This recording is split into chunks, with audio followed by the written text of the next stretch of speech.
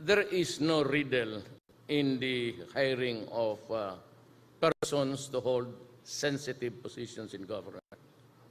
As I have said, I am a provinciano, and my sphere of influence was limited in the Davao region. For at that time, there was only one Davao, and because, I grew up there. And I studied in Manila. So my crowd was limited to my schoolmates and, of course, my classmates. And then I became a mayor, a congressman, few other people in government already. Now, in selecting the PNP Director General and the sensitive positions of immigration and, positions that have something to do with the enforcement of laws and the punitive actions that are available in that office, were appointed almost most of them at one time or another were city police directors of the city of Davao.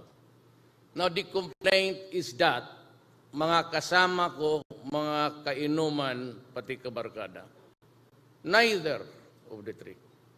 I do not drink with soldiers or policemen. I do not go around with them. I go home early. Although I have the rapport with them, there is always a limitation between a mayor and the police. For I have to discipline also civilians and in the military and police alike. Now, these are the guys who went through their career passing by Davao.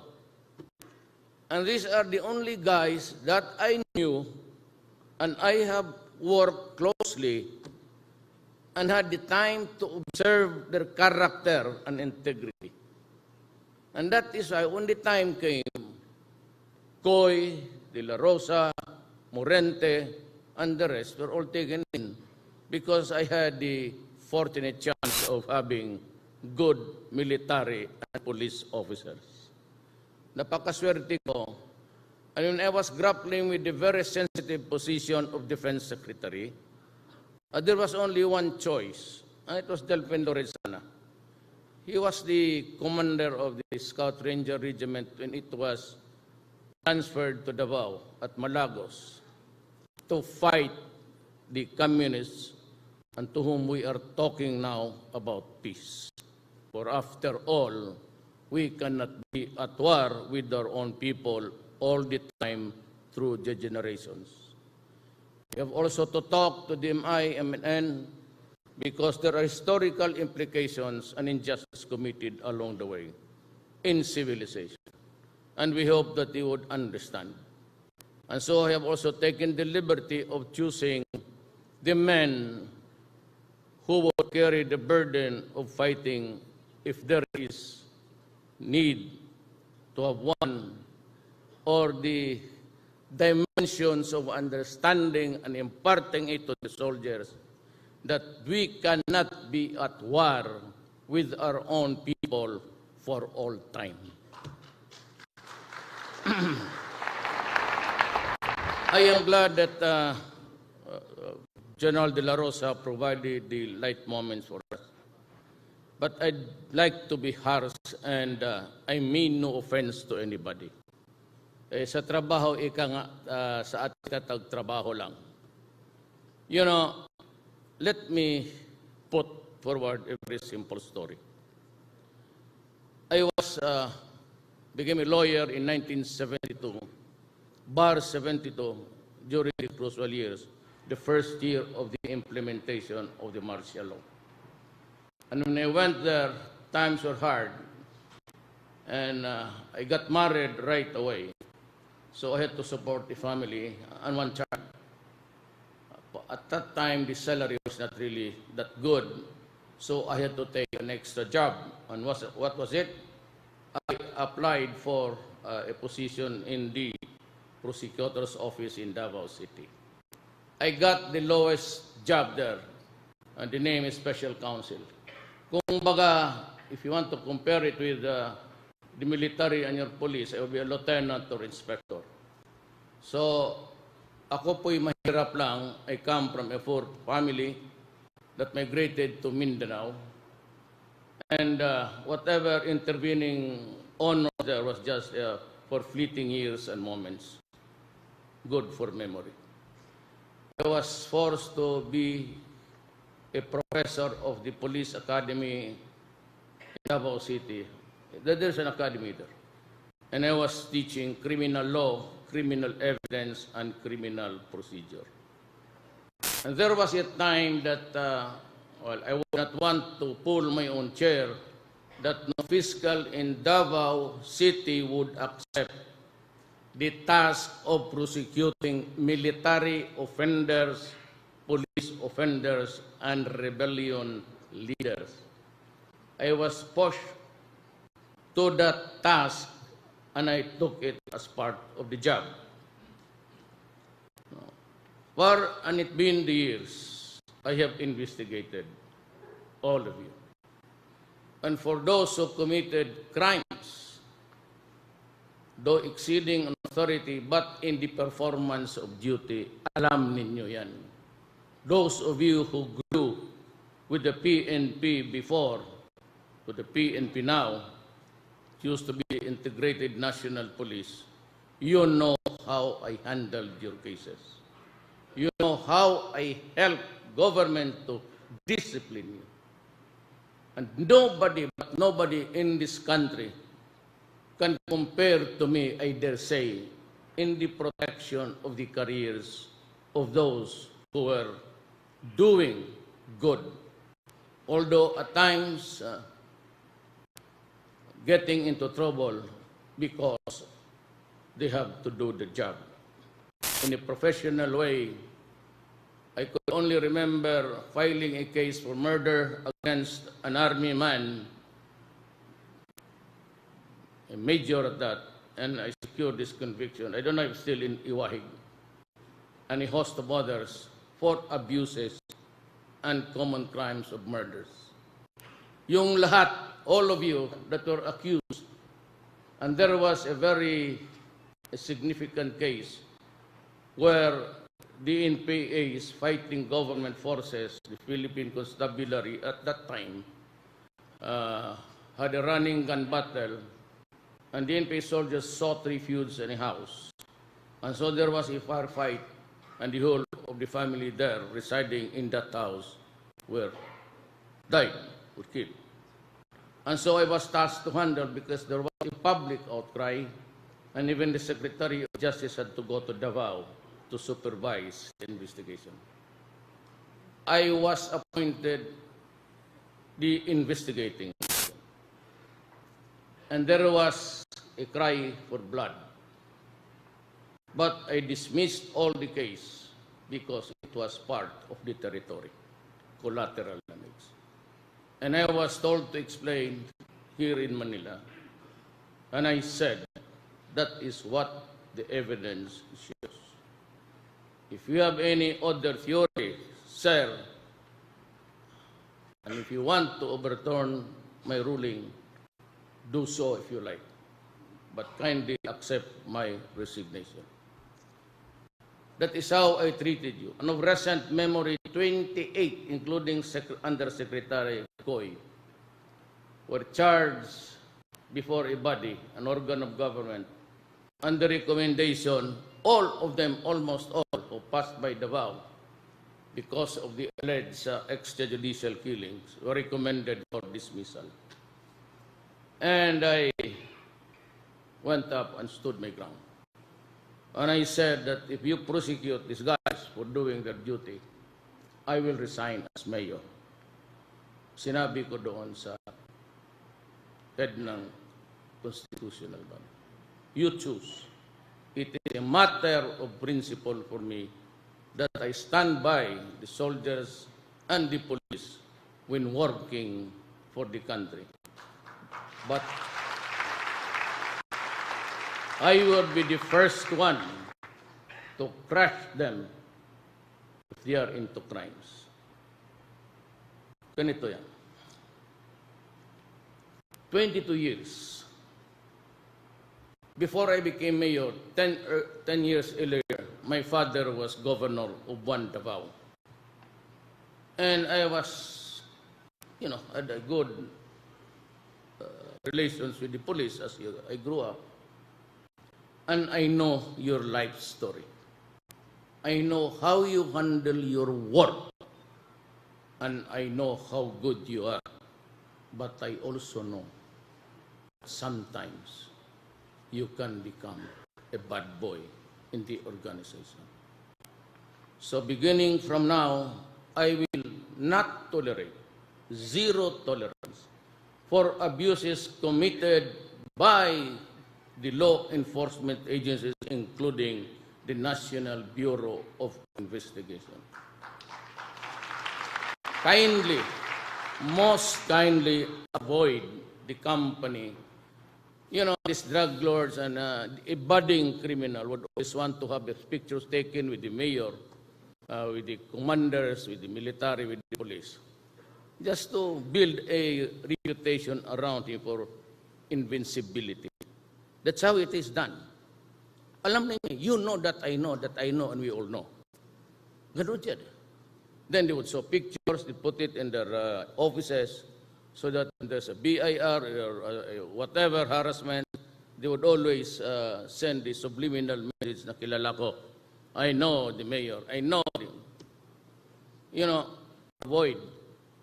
Do not taint yourself in the company of known criminals and criminal syndicates. You will be sorry. For the next 6 years, I will have an electronic thing there in the office to track your record. And I would know, at alam ko ngayon, kung sino yung mga generals who are tainted with corruption and drugs.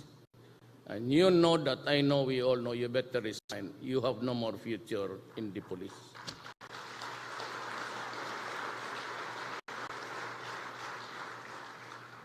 Joke with anybody else, but not me, because I have my orders from President Ramos. Do what is good for the country. And he's the #1 policeman thereabout now. Alam ko kung paano makorap yung gasolina converted into cash. I know how the operations are being castrated up, down the line. Na pagdating doon sa presinto, 22 years ako mayor. Ang presinto, meron na lang papel, and they have to do is just to liquidate with nothing. They have to invent reasons there, how it was spent. Do not do it ever again. Ever again. Kayong mga the younger ones, never mind or retiring. For the next 6 years, build a track record of performance that is good. Because I will plot your history, your personal history. The many times that you were transferred, tsaka pagka there is a practice amongst you, that if you're assigned to another station or assignment, you bring along 2, 3, 4. And they are there with you, no assignments except to raise money. To give to the precinct commander, to give to the regional and up. That's not good. I know that. Huwag kayong from here on, do not bring anybody if you are transferred to Hulo or Solo. Go there and fight the Abu Sayyaf alone. Do not bring your staff because yung dala-dala ninyo, those who are with you are the ones called pakawalaan. Yan, ang tawag niyan. I'm just being very harsh to you now. That's why I said, I'm glad that we had the lighter moments.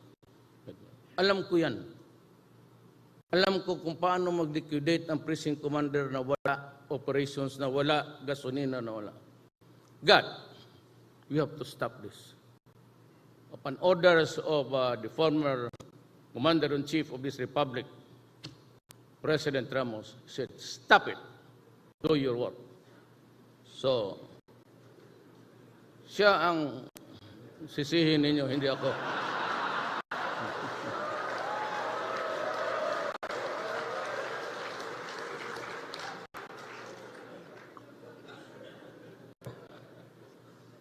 You know, one thing that you should realize, ordinaryong tao lang ako.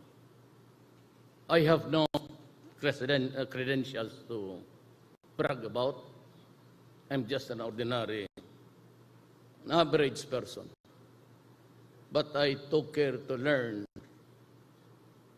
what is learned about life. So, magkakahan na lang tayo dito ngayon. Alam ko. And that is why I told General Visaya, go ahead, form your board of generals, and you take care of your organization. I only choose the chief of staff. Then let the board of generals decide the careers of the men in uniform. They do not go to me, and I will not entertain you for promotion or transfer.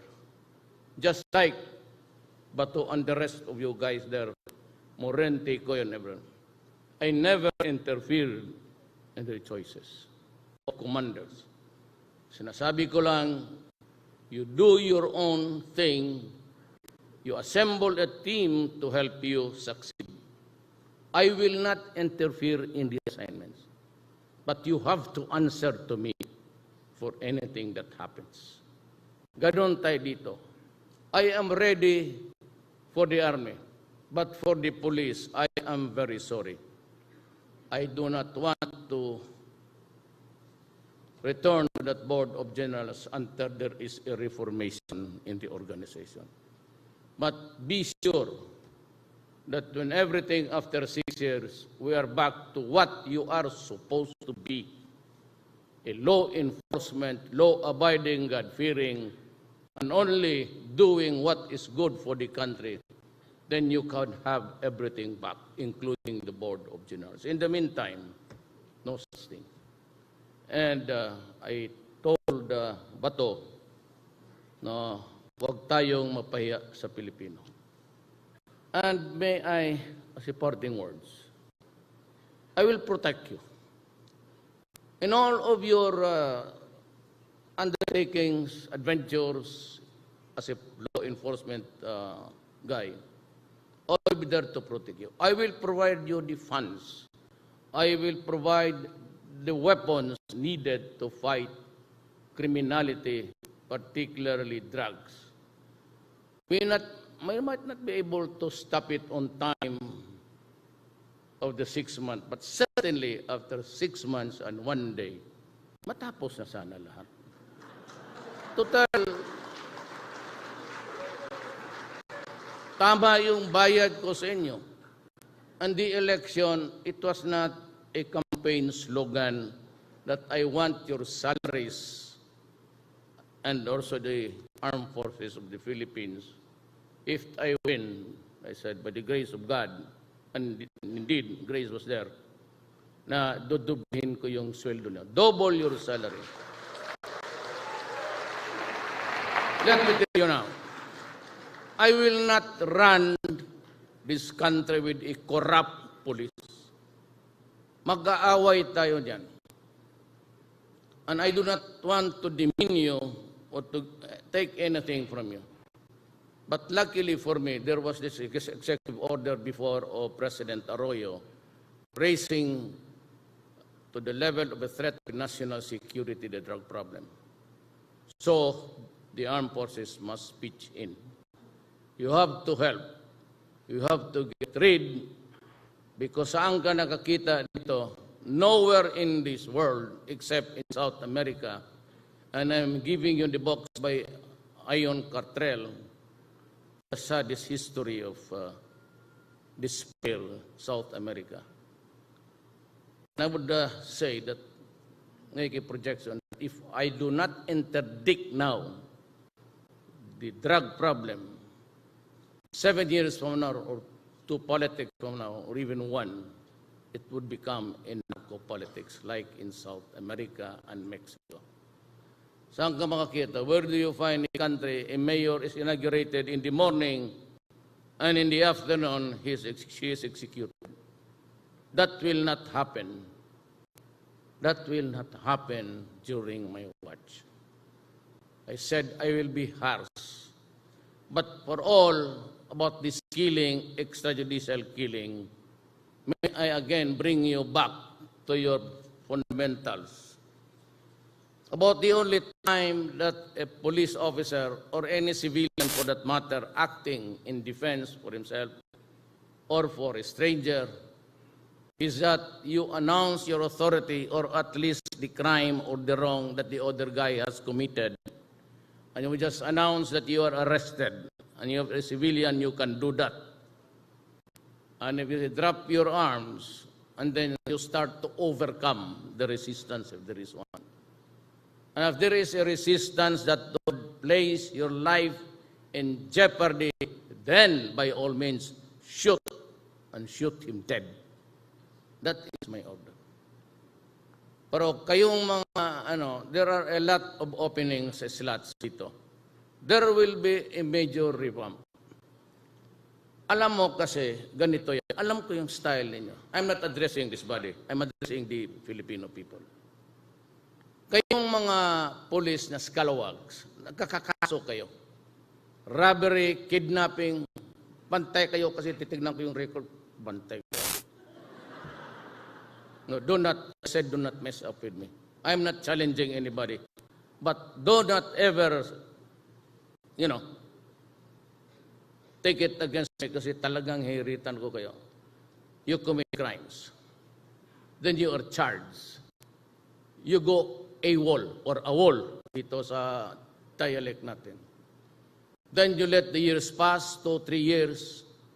I mean, you feel that you can already bargain with the victim, or the victim has died, or the victim has transferred to another residence.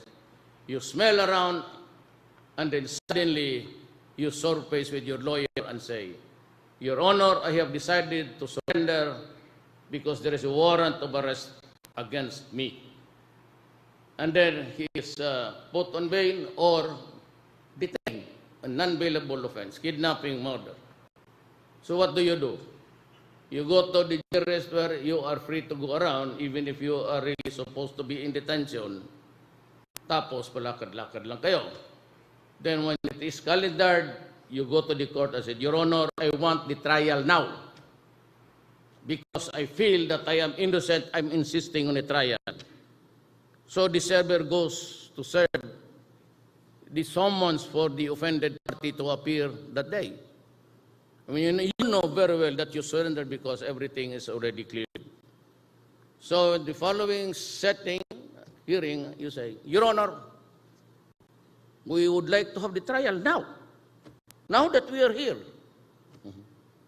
There is no service because the server was paid just to say, it cannot be located or nowhere to be found. I was a prosecutor. Do not. I know that. Pagkatapos yan, Your Honor, the lawyer would say, my client is innocent. He's now insisting on a trial of the case. Otherwise, we invoke the constitutional provision under the Bill of Rights, speedy trial. And you would insist on a trial, or else you ask for a dismissal of the case if there are no witnesses. Then you insist, and the poor prosecutor would say, Your Honor, give us a last chance to... But he cannot go out of the office. There are thousands of cases to be heard in 1 month. The fiscal has about 10 criminal cases every day. Ready yan pag may witnesses. Those wallowing in good time are the defense lawyers. They have 1 or 2 cases for the day. They have studied the case carefully. They have the money to interview the witnesses and concoct another true story. So on the third hearing, the court will say, Fiscal, ready? Your Honor, I'm sorry, I have no witnesses. Opposite counsel, Your Honor, we insist on a trial of the case. If the fiscal is not ready, the prosecutor, then we ask the dismissal of the case. Every dismissal of a case which bears to the reason that there are no witnesses or any witness, that dismissal is with jeopardy. It can no longer be filed. Kaya alam ko yan lahat. I said I was a trial prosecutor for 10 years.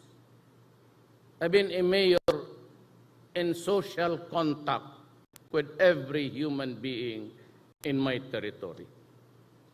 Not quite different from the rest of what ails this problem. Corruption, including the law enforcement. I'm willing to give you a break, but those who were, after dismissal, you go to Krame. Krame has no other option. Says that the case is dismissed because there is no witness. That is a dismissal on the merit.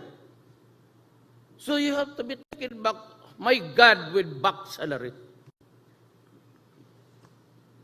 You have your grant time, good time, and we pay you back for the years that you are in vacation.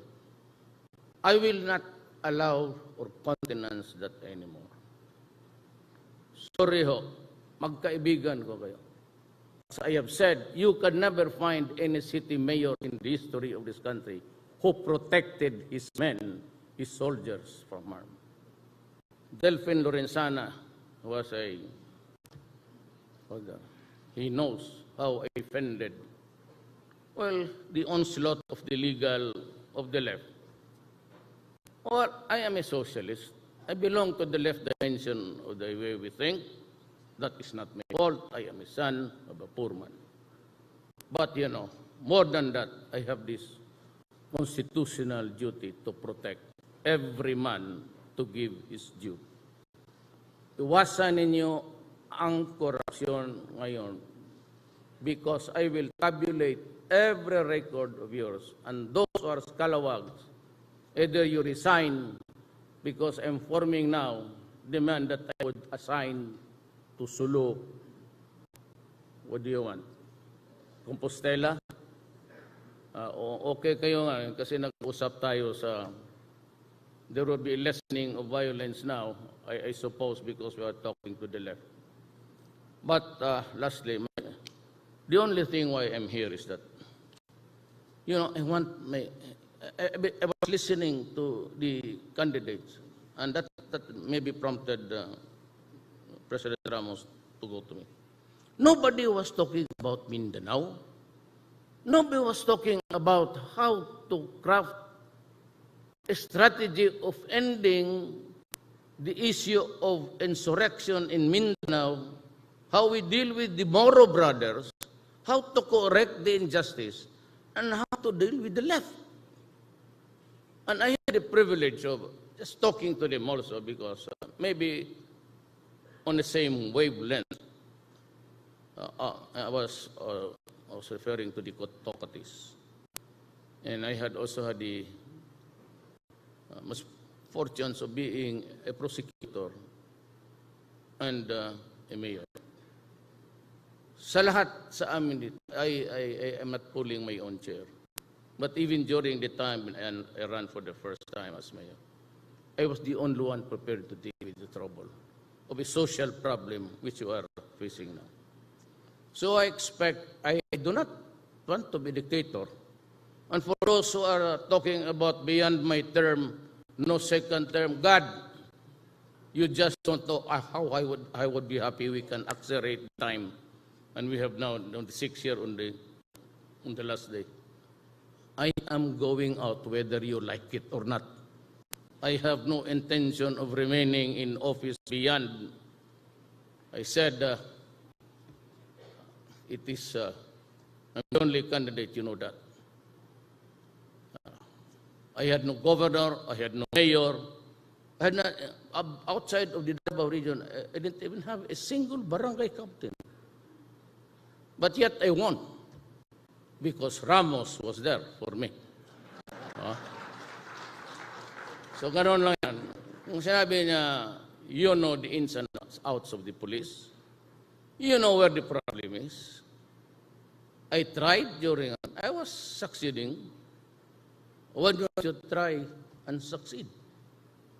So, I promised the people, nobody was campaigning for me, not even a single mayor, congressman, or in the entire branch of this country. But I won by a margin of something like 6 million. What was the message? Mas gwapo ako kay Binay, kay Rojas.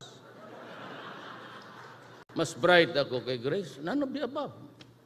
We were equals before the eyes of the electorate. But I was the only one carrying the message right. Corruption, drugs, and criminality. Economic progress, maybe to the economic minds. And so my advice also to the businessmen, when you invite me, I've stated my qualifications. It's a meager one. I don't make, I don't flaunt it. So when you go and ask me to talk to you, and if I'm your guest, and I begin to talk about law and order and corruption, that is my territory.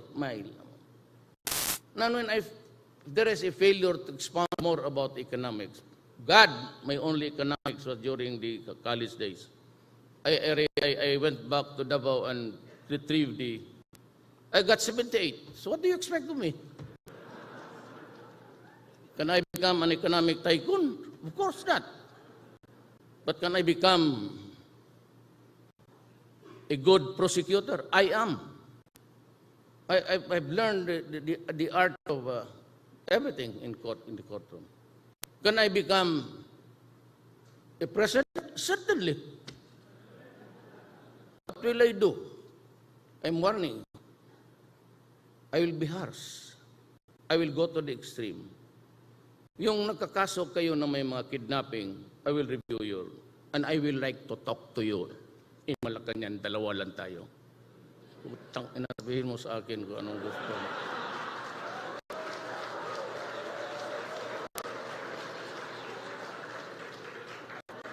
Do not bullshit with me.